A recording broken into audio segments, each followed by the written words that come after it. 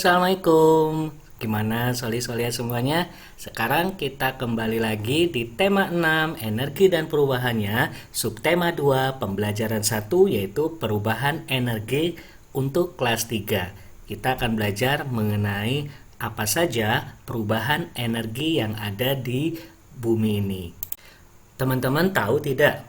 Energi tidak dapat diciptakan oleh manusia, energi juga tidak dapat dimusnahkan. Tapi, energi hanya dapat diubah dari satu bentuk ke bentuk yang lainnya. Bagaimana perubahan energi itu terjadi? Bagaimana manusia memanfaatkan perubahan energi tersebut? Ayo kita sama-sama belajar mengenai perubahan energi. Ya, ada sebuah wacana atau bacaan di mana Lani sedang membantu ibunya di dapur. Lalu, Lani memperhatikan kompor yang sedang menyala. Lani bertanya kepada ibu, bagaimana kompor itu dapat menyala? Kompor dapat menyala karena ada bahan bakarnya. Bahan bakar yang sering digunakan untuk kompor adalah minyak tanah dan gas. Energi pada minyak tanah dan gas adalah energi kimia ya teman-teman ya. Jadi di dalam minyak tanah ataupun di dalam gas energinya itu adalah energi kimia. Minyak tanah diserap oleh sumbu kompor disulut api hingga menyala. Pada saat kompor menyala terjadi perubahan dari energi kimia menjadi energi panas. Saat kompor menyala juga terjadi perubahan energi kimia menjadi energi panas. Nah, perubahan energi juga tadi tidak hanya terjadi pada kompor ya ataupun kompor gas, tapi perubahan energi juga terjadi di dalam tubuh kita. Makanan dan minuman merupakan sumber energi kimia di dalam tubuh. Makanan tersebut diolah menjadi sari-sari makanan, lalu sari-sari makanan itu diubah menjadi energi. Karena energi inilah seluruh bagian tubuh dapat bekerja. Kaki bisa dipakai untuk berjalan, tangan dipakai untuk menulis ya. Jadi semuanya karena sari-sari makanan itulah energi diubah lalu tubuh kita menjadi bisa bekerja. Mata, mulut, tangan, dan kaki dapat bekerja karena adanya energi. Begitu pula bagian-bagian tubuh yang lainnya.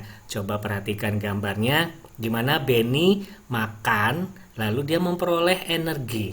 Nah, makanan itu lalu diolah di dalam tubuh menjadi sebuah energi sehingga Benny bisa beraktivitas melakukan hal-hal bermain, lari-larian dan lain sebagainya. Jadi teman-teman, makanan itu penting karena makanan dapat mengubah menjadi sebuah energi untuk aktivitas kita sehari-hari. Lalu bagaimana ya kalau misalkan ada pertanyaan seperti ini? Misalkan nomor 1, mengapa kompor dapat menyala? Jawabannya yaitu karena kompor dapat menyala adanya bahan bakar yaitu seperti minyak tanah atau gas. Lalu misalkan ada pertanyaan lagi, tuliskan perubahan energi apa yang terjadi pada saat kompor menyala. Nah, tadi kita ketahui ya bahwa Lani sedang memperhatikan kompor saat ibunya memasak. Nah, kompor itu menyala karena adanya perubahan energi kimia menjadi energi panas. Lalu yang ketiga, misalkan ada pertanyaan, tuliskan perubahan energi apa yang terjadi di dalam tubuh kita. Tadi seperti Benny makan, lalu dia sari-sari makanannya diserap oleh tubuh. Nah, kemudian sari-sari makanan itulah yang diubah menjadi sebuah energi. Yang keempat, apa manfaat energi bagi tubuh? Energi menyebabkan seluruh bagian tubuh kita dapat bekerja. Nah, yang misalnya nomor 5 yang terakhir, apa yang terjadi jika tubuh kita berenergi? Nah, coba bayangkan teman-teman kalau misalkan tubuh kita berenergi, apa yang akan terjadi? Pastinya tubuh kita akan dapat bekerja.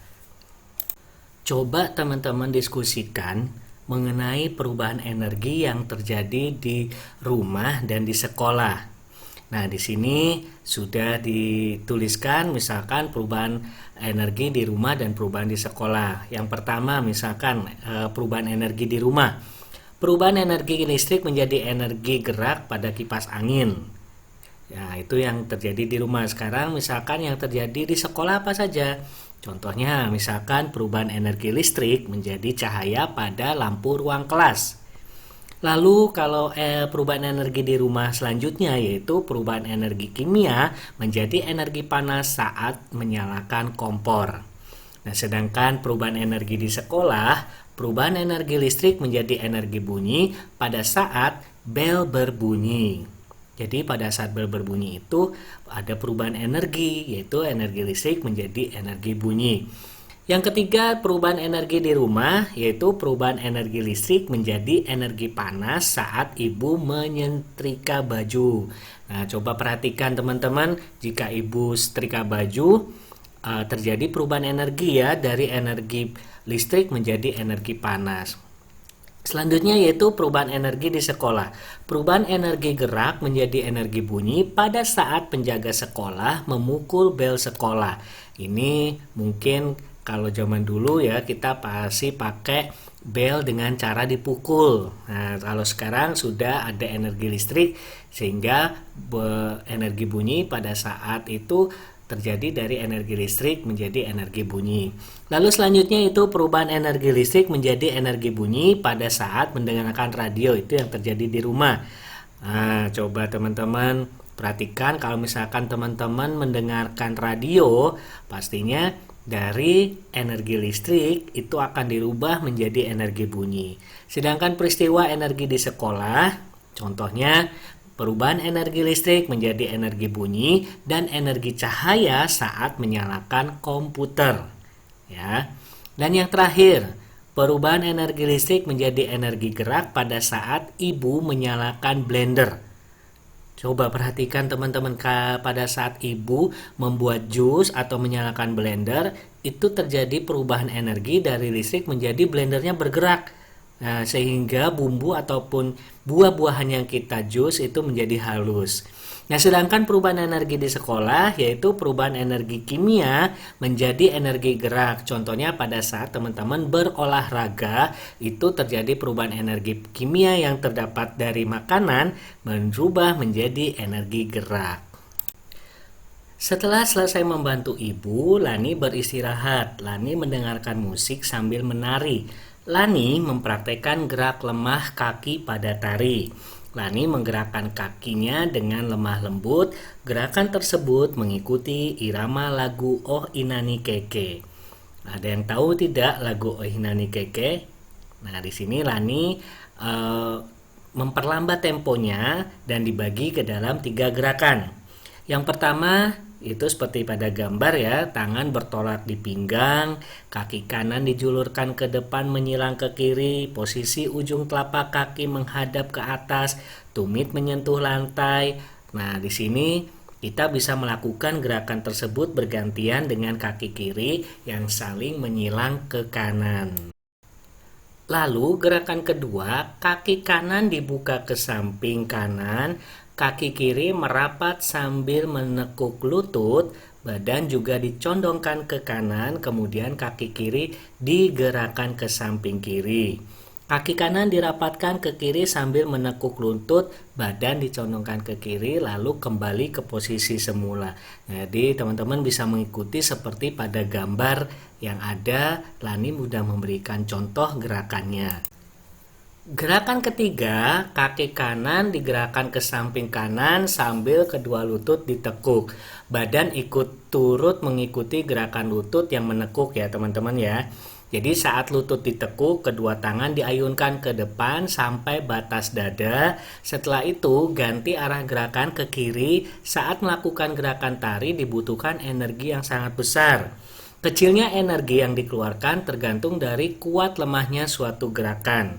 Gerakan yang lemah tidak terlalu menguras energi ya teman-teman ya. Jadi kalau misalkan musiknya lembut dan gerakannya tidak terlalu keras, itu tidak akan menguras energi. Tetapi jika tempo musiknya cepat dan gerakannya lebih cepat juga, itu akan menguras energi. Di sini tempo musik yang lambat sangat mempengaruhi kuat lemahnya gerakan tari. Nah, tak terasa sudah 1 jam Lani berlatih menari. Lani berlatih menari sejak pukul 12.30. Sekarang Lani merasa sangat lelah. Lani pun pergi ke kamar untuk istirahat tidur siang. Sampai di kamar, Lani langsung membaringkan tubuh.